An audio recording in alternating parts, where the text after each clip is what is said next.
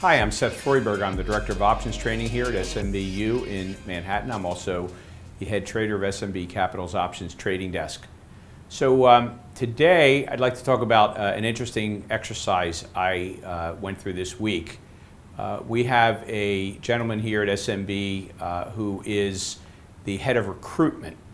And basically, we get a lot of folks who would like to trade for us, and unfortunately we can't accommodate all of them, so we have to go through a selection process. And this gentleman is in charge of that process, and he reached out to me this week and said, what are the 10 things that you would look for that would make someone's application to trade for us be a long shot? And it was an interesting thing to think about, and I went through my experiences over the last number of years of running our trading desk, and I ended up concluding that there are in fact 10 things you could focus on that would make it difficult for you to get onto our trading desk. And I wanted to share those with you today because I think there are a lot of lessons in why something would disqualify you or make it more difficult for you to trade on our proprietary trading desk. So when we looked at this, it actually broke into two categories. One was, have you had the proper experiences to trade on a trading desk?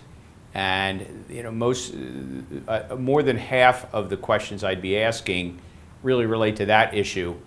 And the other roughly half we're going to be covering next week, and that is, are you a good trader or have you just gotten lucky? And in options trading, there's a particular risk that you could see yourself as a terrific trader when in fact you narrowly escaped some disasters and maybe you didn't know it. So we'll be talking about that next week. So this week we're going to be focusing on those things we'd be looking for by way of your background. And let's jump into that for a minute. So the first question that came to my mind is, are you primarily a day trader or swing trader of options? Are you basically buying calls when you think a stock's going to go up and buying puts when you think it's going to go down? Or whether you could also be trading an index or a currency, same question. Are you buying calls when you think it's going to go up, puts when you think it's going to go down? I would say possibly the majority of the options traded in the world are based on people making directional bets and using options as a way of expressing those bets. Well, there are people who make a great deal of money doing this, but that's not our thing here at SMB. We are market neutral options traders, taking advantage of the fact that the positions we have on are primarily populated with short time premium, and therefore we're actually looking for the market to stay still and not move. That's the best condition for us, generally speaking. So it's a terrific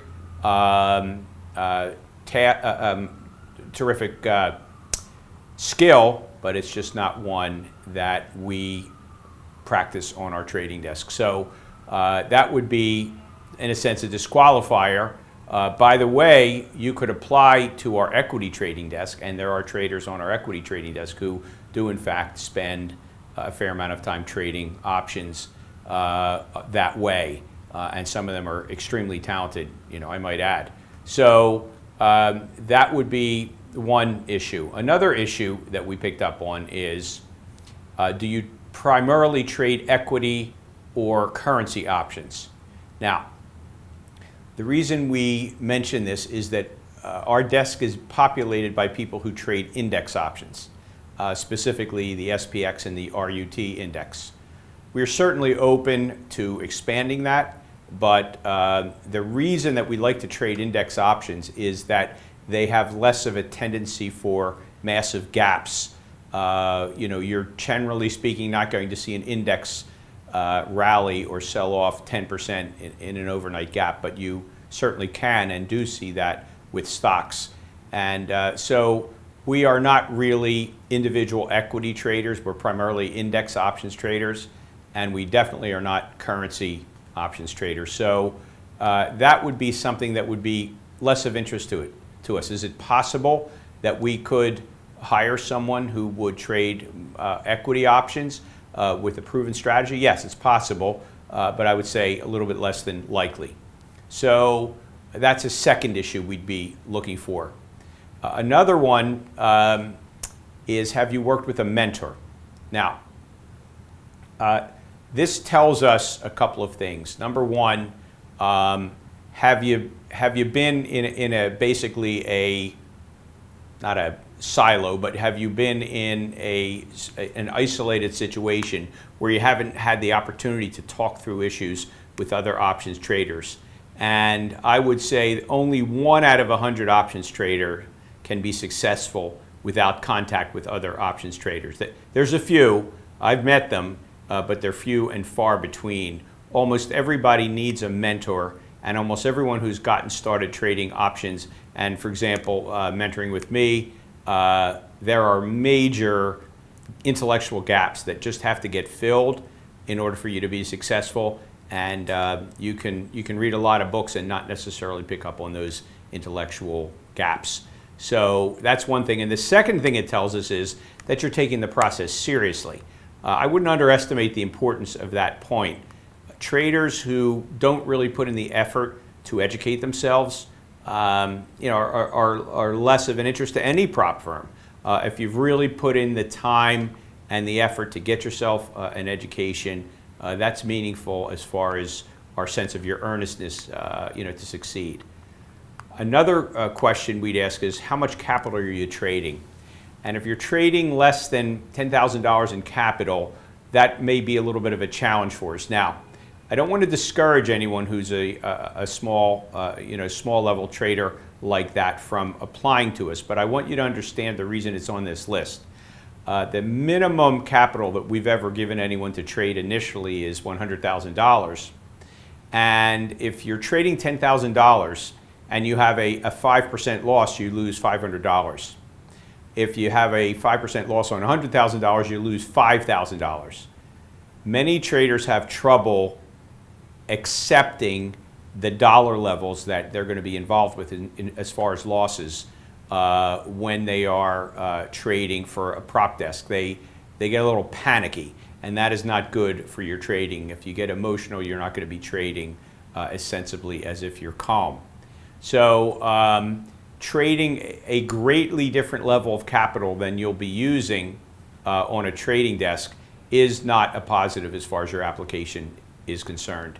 It doesn't mean we wouldn't hire you. It just means that it would be a negative factor in our minds. We're very concerned about people feeling comfortable with the capital level that they're trading. Another question is your annual return over 20% on an annual basis? Now, that sounds like a wonderful, wonderful return if you're trading, just about if you're investing. But for a trader of options, market neutral type of trading like we are doing, trading for or returning less than 20% actually is a little weak. And I know it sounds silly because it's such a wonderful return in the big picture, but for an options trading desk, we think the typical trader of our style of market neutral options trading should be 30%. That's a benchmark that I look for. If you're any less than 20, it's just not going to be particularly compelling to us to seriously consider your application. So you may have a very, very solid strategy, but it just doesn't necessarily justify the risk and the capital we'd be putting up. And that's just the reality. So you should think about that in terms of looking at your strategies and seeing if they could meet such a standard. And then finally, how does your return over the last several years compare to the folks on our trading desk? And I say that because we do have to mark this on a curve a little bit. In a year like that we're experiencing here in the 2016, for instance, which has been more challenging for our style of trading, for a year like this, for you to have lost a little bit of money probably wouldn't have put you greatly out of sync with some of the traders on our trading desk. But last year, if you lost money, 2015, which was a very good year for our style of trading, that would be a concern for us, because there's something going on in the market that other traders are picking up on that you're somehow not being able to take advantage of. So we would look at your trading relative to other traders. And if you could be, in some cases, and we have hired people recently, for example, who had very low returns, but relative to what they were doing, they actually were doing an exemplary job, and in a different environment, a more typical environment, they're going to do great. So we feel that we need to look at your results in the context of the markets that you've been trading in, and we give you essentially credit if it's been a tougher market.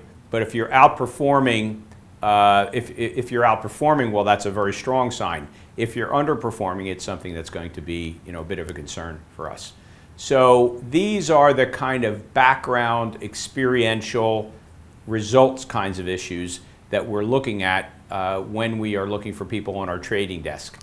Now, I do want to point out that just because you may have answered yes to any of these challenges, yes meaning yes, I'm under 20%, yes, I primarily trade equity options, that does not disqualify you from applying, but it would probably be a negative in the overall review of your application.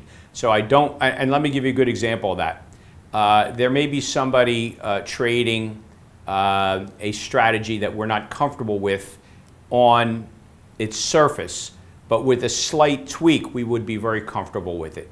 Well, that's a possibility that could emerge in a discussion with a trader in the application process. So I don't want you to get discouraged by the items on this list today, but I do want you to think about why they would be on this list in the first place, and how those issues do inform us.